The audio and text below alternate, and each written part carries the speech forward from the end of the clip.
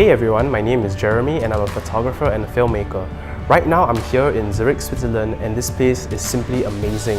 It has so many videography and photography opportunities, from the beautiful cities and towns to the mountains and forest landscapes. It's really been full of life, full of diverse different feelings and ambiances. It's amazing.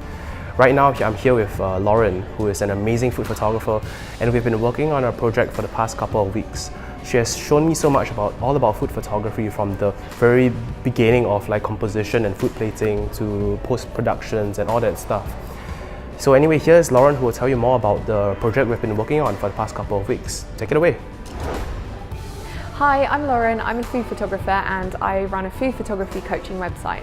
I've recently been working on a food styling and composition course, which is going to help beginner food bloggers and photographers learn how to set up their pictures using different props and ratios and all kinds of different design principles.